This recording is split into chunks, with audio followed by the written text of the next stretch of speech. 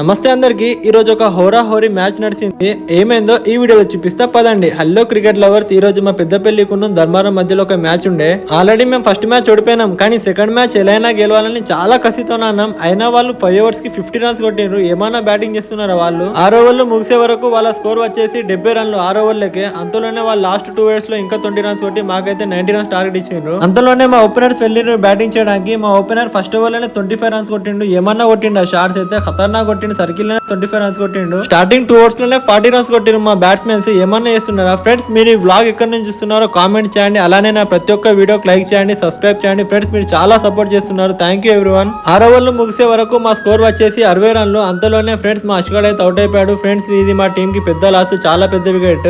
Next నేనే వెళ్ళిన batting కి. నేను వెళ్ళగానే ఫస్ట్ బాల్ 6 కొట్టినా. ఫ్రెండ్స్ మీకు ఈ షాట్ నచ్చితే నైస్ అని కామెంట్ చేయండి. అంతలోనే ఫ్రెండ్స్ నెక్స్ట్ బాల్ అయితే కవర్స్ లో ఏమన్నా 4 కొట్టినా. ఫ్రెండ్స్ మీరే చూడండి, లాస్ట్ ఓవర్ లో 6 runs కొట్టాలి, కానీ మా బ్యాట్స్మెన్ డైరెక్ట్ 4 బాల్ డాట్ చేస్తాడు. సో ఫైనల్లీ ఫ్రెండ్స్ మేమైతే గెలిచే మ్యాచ్ ఓడిపోయినాం. ఫ్రెండ్స్ గెలిచే మ్యాచ్ ఓడిపోతే ఎలా ఉంటుందో బాధ మీకు కూడా తెలుసు. ఫ్రెండ్స్ ఈ బ్లాగ్ నచ్చితే నైస్ అని కామెంట్ చేయండి. బాయ్ ఫ్రెండ్స్, కలుద్దాం నెక్స్ట్ బ్లాగ్ లో. బాయ్.